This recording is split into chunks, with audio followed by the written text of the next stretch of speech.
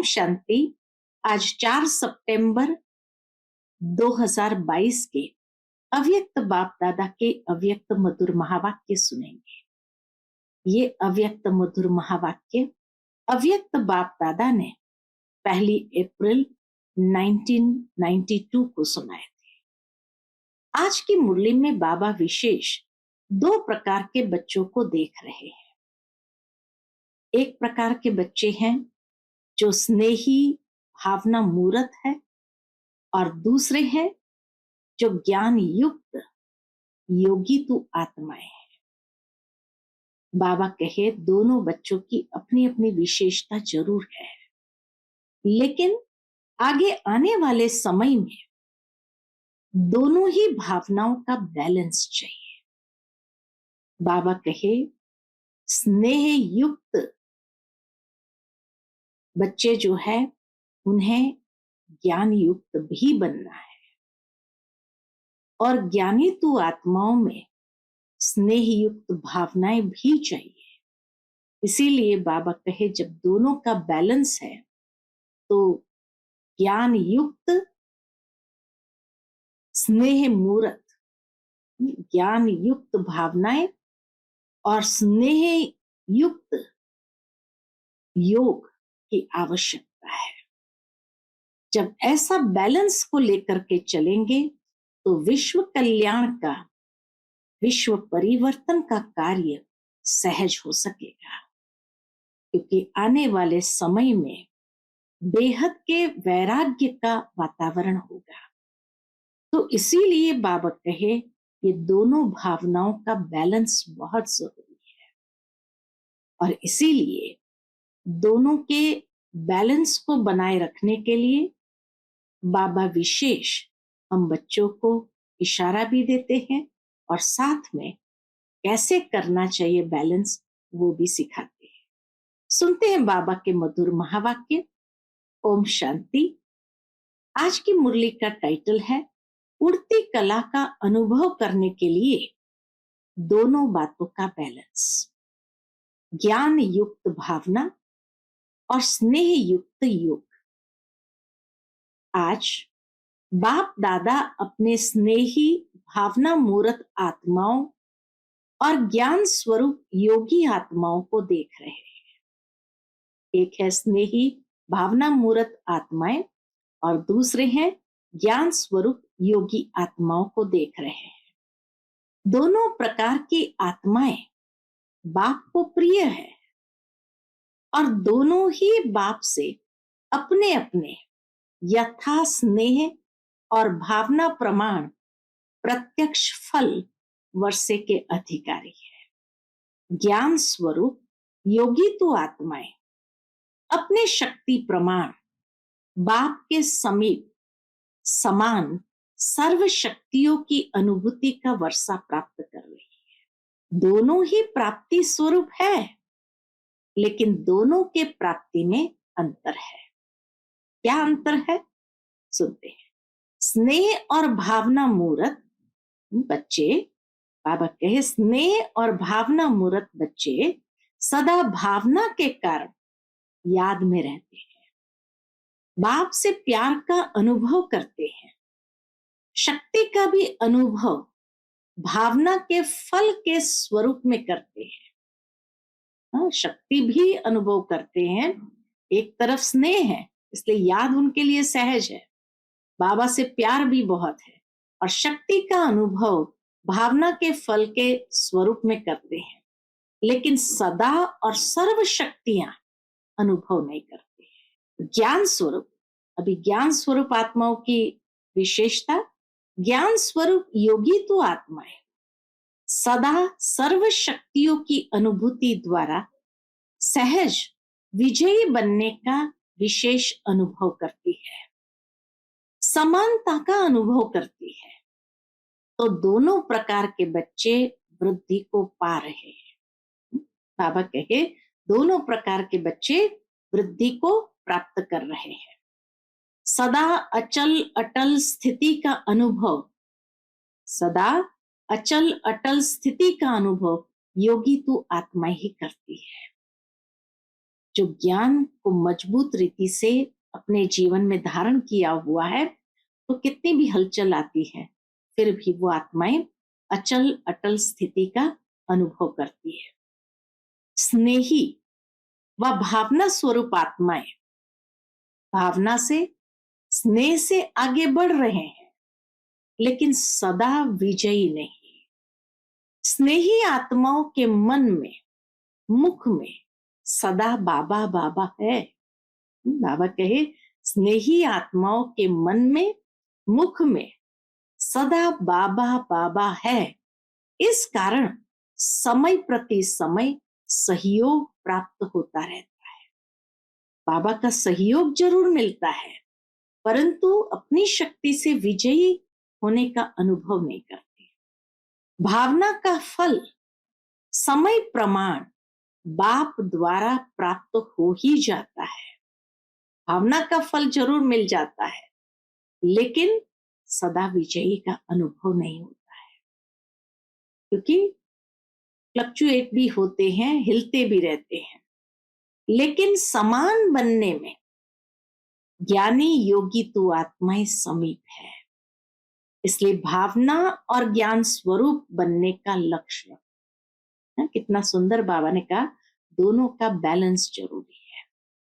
क्योंकि भावना के आधार पर योग सहज लगता है और ज्ञान स्वरूप बनने में अचल अटल स्थिति प्राप्त हो जाती है, जिससे बड़े से बड़ी परीक्षाओं को भी पार करना सहज हो जाता है।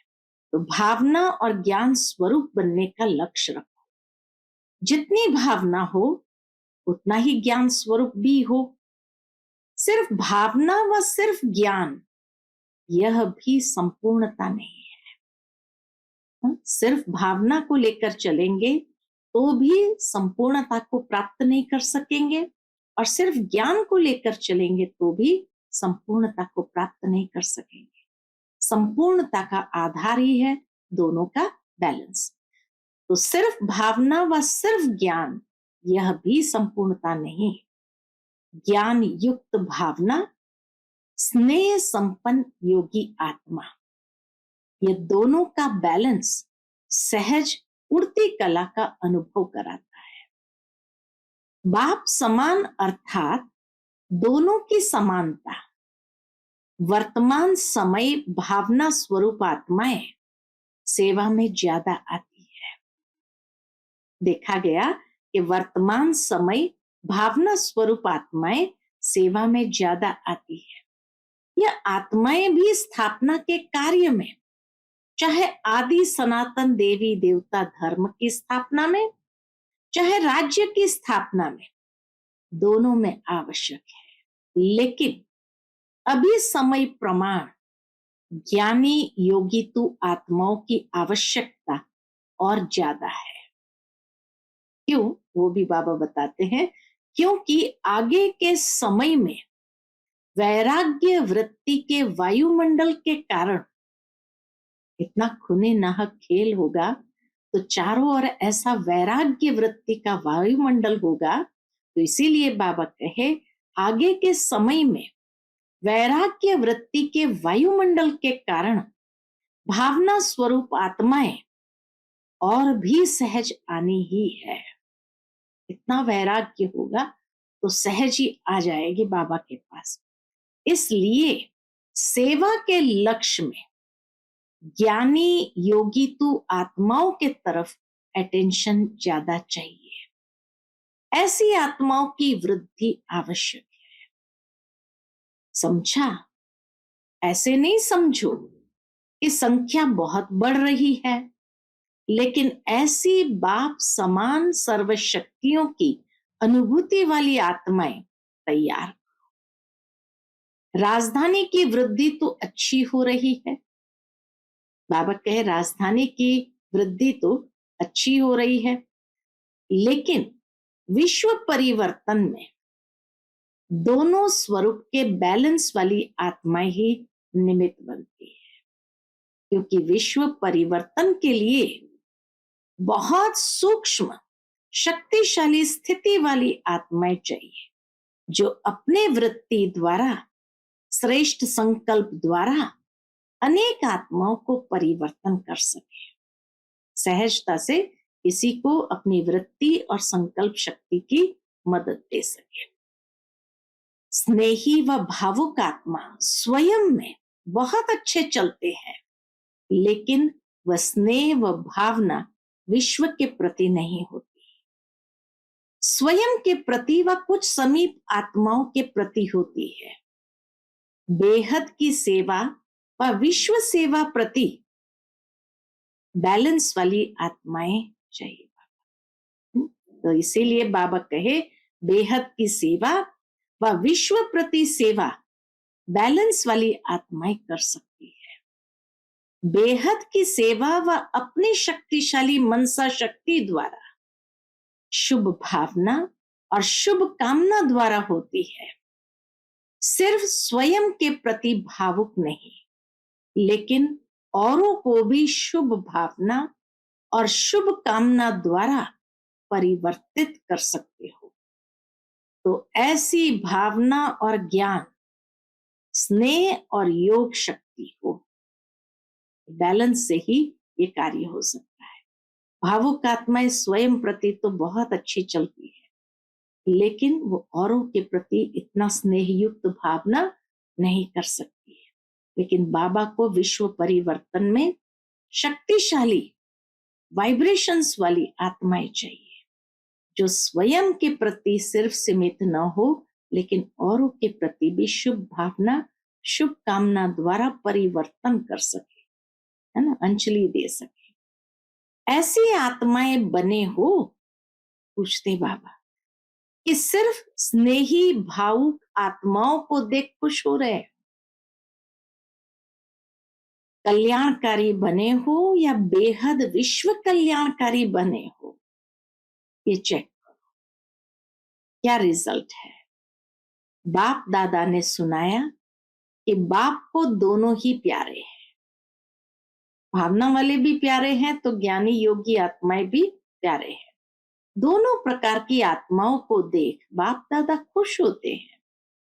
फिर भी स्नेही आत्माएं बन बाप को अपना तो बना लिया ना, स्नेह युक्त भावना होने कारण बाप को अपना तो बना लिया ना, पहचान लिया, वर्षे के अधिकारी बन गए, फोटो में कोई की लाइन में आ गए, अपने ठिकाने पर पहुंच गए, तन के भटकने मन के भटकने से बच गए, इसलिए खुश होते हैं ना। बच्चे भी खुश, बाप भी खुश, बच्चे भी खुश, बाप भी खुश है। खुश किस्मत वाले तो बन गए हैं ना। दुनिया के हिसाब से डायरेक्ट बाप के बनने वाले देखो कितनी साधारण आत्माएं हैं। विश्व के शिक्षक के स्टूडेंट देखो कैसे वंडरफुल है। पढ़ाने वाला ऊंचे ते ऊंचा और पढ़ने वाले साधारण, पढ़ाने वाला ऊंचे ते ऊंचा और पढ़ने वाले साधारण, लेकिन साधारण ही साधारण स्वरूप में आने वाले बाप को जानते हैं। बाप दादा भी वीआईपी बन के तो नहीं आते हैं ना, साधारण रूप में आते हैं। कोई प्राइम मिनिस्टर व किसी राजा के तन में नहीं आते, इसलिए पहचानने वाले साधारण ही भाग्य प्राप्त करते हैं। खुश नसीब हो ना, इतना भाग्य मिला है। पद्मा पदम कहना भी कुछ नहीं है, माना उससे भी कई गुना अधिक प्राप्ति हुई है। इसलिए बाबा कहे पद्मा पदम कहना भी कुछ नहीं है। अभी भी देखो संख्या तो बहुत है ना। पहले सोचते थे ये इतना बड़ा हॉल किस काम में आएगा, और अभी क्या लगता है इससे बड़ा हॉल होना चाहिए। ब्राह्मणों को ये वरदान है, जितना बड़ा बनाते जाएंगे उतना छोटा होता जाएगा। जो भी आए हैं सभी आने वाले को मुबारक देते हैं, लेकिन सिर्फ भावुक नहीं बनो, ज्ञानी भी बनो। सिर्फ भावुक नहीं बनो, ज्ञानी भी बनो, प्रकृति के भी ज्ञानी बनो। ज्ञान सिर्फ आत्मा का नहीं, आत्मा, परमात्मा और प्रकृति, उसमें ड्रामा भी आ जाता है। तीनों का ज्ञान चाहिए। कहाँ जा रहे हैं और अपने लिए क्या अटेंशन चाहिए, ये प्रकृति का भी अगर नॉलेज नहीं है तो नॉलेजफुल नहीं है। स्थान का, व्यक्ति का, स्थिति, तीनों का ज्ञान रखो। सिर्फ भावुक नहीं बनो, जाना ही है, जाना ही है, हाँ लाना है। बाबा कहे ऐसे भावुक नहीं बनो, जाना है, लाना है नहीं। ज्ञान स्वरूप माना दुरानदेशी, त्रिकालदर्शी। तीनों का ज्ञान अगर स्पष्ट है तो सफलता मिलती है। अगर कोई अपनी गलती से बार बार बीमार होता है तो बाप दादा उसको ज्ञान योगी नहीं कहते। उसको ज्ञान योगी नहीं कहते। ज्ञान का अर्थ है समझ। अपनी स्थिति को भी समझो, अपने शरीर को भी समझो। आत्मा की स्थिति, शरीर की स्थिति, वायुमंडल का सब ज्ञान बुद्धि में है तो नॉलेजफुल है। आत्मा की स्थिति, शरीर की स्थिति, बाह्य वायुमंडल सब ज्ञान बुद्धि में है तो नॉलेजफुल है। इसलिए सिर्फ भावना पर राजी नहीं हो जाओ। आने वाले लाने वाले दोनों को नॉलेजफुल होना चाहिए। जो होता है वह तो मीठा ड्रामा ही कहेंगे, हलचल में तो नहीं आएंगे ना, अचल। लेकिन आगे के लिए अटेंशन। बाप दादा भी जानते हैं कि बच्चे कितनी मेहनत सहन करके पहुंचते हैं। इसके लिए तो मुबारक दे ही दी। जिस आत्मा का जो वर्षा है वह उसको प्राप्त होना ही है। वर्षे से वंचित कोई नहीं रह सकता। चाहे साकार में सन्मुख है, चाहे अपने स्थान पर मन मना भव रहते, वर्षा अवश्य प्राप्त होना है। क्या कहते बाबा? वर्षा अवश्य प्राप्त होना है। डबल नॉलेजफुल होना है, हाफ नॉलेजफुल नहीं बनो। अच्छा, चारों ओर के सर्व खुश नसीब आत्माएं, सर्व स्नेह और योग शक्ति की समानता की अनुभवी आत्माएं, भावना और ज्ञान स्वरूप आत्माएं, सदा बाप समान बनने के लक्ष्य को पूर्ण करने वाली आत्माएं, सदा समीप अनुभव करने वाली आत्माएं, ऐसे सदा अचल अडोल रहने वाली विशेष आत्माओं को बाप दादा का याद प्यार और नमस्ते। हम सब रूहानी बच्चों की रूहानी माता पिता बाप दादा को याद प्यार, गुड मॉर्निंग और नमस्ते। नमस्ते, शुक्रिया बाबा, शुक्रिया। फिर आज मधुबन में आई हुई पार्टी में एक ही घंटे के अंदर कर्नाटक जोन के 2 बुजुर्ग भाइयों ने अपना पुराना शरीर छोड़ा है। इसलिए बाप दादा ने सभी का विशेष अटेंशन खिंचवाया है। फिर बाप दादा की दादियों से मुलाकात है, सुनते हैं। संगठन की शक्ति संगठन को आगे बढ़ा रही है। अच्छी हिम्मत से एक दो को सहयोग दे वृद्धि को प्राप्त कर रहे हो। आप निमित्त बनी हुई आत्माओं की हिम्मत अनेक आत्माओं की हिम्मत को बढ़ाती है। हर परिस्थिति के अनुभवी बन गए। नथिंग न्यू लगता है ना। बाप दादा पर्दे के अंदर प्रकाश दे रहे हैं, लेकिन पार्ट बजाने वाली स्टेज पर आप आत्माएं अच्छा पार्ट बजा रही हो।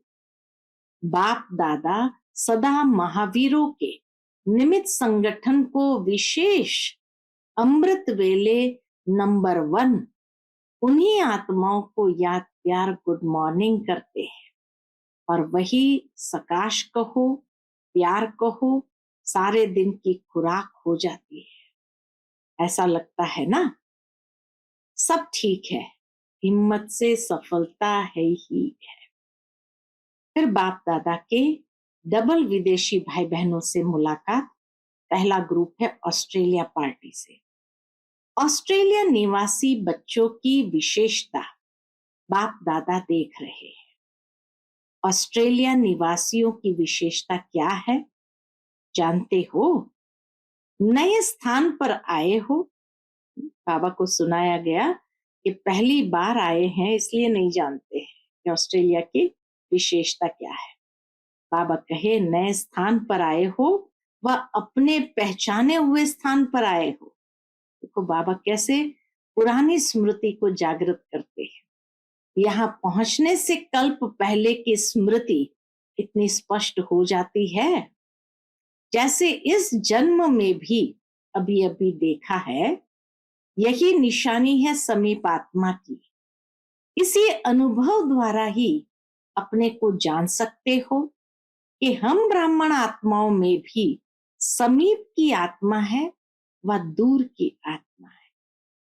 फर्स्ट नंबर है या सेकंड नंबर है, यही इस अलौकिक संबंध में विशेषता है, जो हर एक समझता है कि मैं फर्स्ट जाऊंगा। लौकिक में तो नंबरवार समझेंगे, ये बड़ा है, ये दूसरा नंबर, ये तीसरा नंबर है। लेकिन यहाँ लास्ट वाला भी समझता है कि मैं लास्ट सो फर्स्ट हूं। कितना अंतर बाबा ने बता दिया। यही लक्ष्य अच्छा है, फर्स्ट आना ही है। तो फर्स्ट की निशानी क्या होगी? फर्स्ट की निशानी है सदा बाप के साथ रहना। प्रयत्न नहीं करना है, लेकिन सदा साथ का अनुभव रहे। जब यह अनुभव हो जाता है कि मेरा बाबा है, तो जो मेरा होता है वह स्वतः ही याद रहता है, याद किया नहीं जाता है। मेरा अर्थात अधिकार प्राप्त हो जाना, मेरा बाबा और मैं बाबा का। इतने थोड़े से शब्द है और सेकंड की बात है। इसको ही कहा जाता है सहज योगी। आपके बोर्ड में भी सहज राजयोग केंद्र लिखा हुआ है ना, तो ऐसा ही सहज योग सीखे हो। माया आती है? पूछते बाबा। माया आती है? बाप के साथ रहने वाले के सामने माया आ नहीं सकती। जो बाप के साथ रहने वाले के सामने माया आ नहीं सकती। जैसे अपने शरीर के रहने का स्थान मालूम है, बना हुआ है, तो जब भी फ्री होते हो तो सहज ही अपने घर में जाकर रेस्ट करते। इसी रीति से जब मालूम है कि मुझे बाप के पास रहना है, यही ठिकाना है, तो कार्य करते भी रह सकते हैं, बाबा की याद में रह सकते हैं। ऐसे बुद्धि द्वारा अनुभव हो। सहज ही बाबा कहे बुद्धि द्वारा अनुभव हो। हर एक अपनी तकदीर बनाकर तकदीर बनाने वाले के सामने पहुंच गए। बाप दादा हर एक की तकदीर का सितारा चमकता हुआ देख रहे हैं। वैरायटी ग्रुप है, बच्चे भी है, बुजुर्ग भी है, यूथ भी है, लेकिन अभी तो सब बच्चे बाबा कहे अभी तो सब छोटे बच्चे बन गए हैं। अभी कोई कहेंगे 8 मास के हैं, कोई 12 मास के। अलौकिक जन्म का ही वर्णन करेंगे ना। अच्छा, सभी कल्प पहले वाली सिकिलधी आत्माएं हो, सदा बाप के अटूट लगन में मगन रहते हुए आगे बढ़ते चलो, ये अटूट याद ही सर्व समस्याओं को हल कर उड़ता पंछी बनाए उड़ती कला में ले जाएगा। बाप दादा के दिल तख्त नशीन रहते हुए सदा इसी नशे में रहो। कौन से? कि हम कल्प कल्प के अधिकारी हैं, कल्प कल्प अपना अधिकार लेते रहेंगे। मुबारक हो, सदा ही मुबारक लेने के पात्र आत्माएं हो।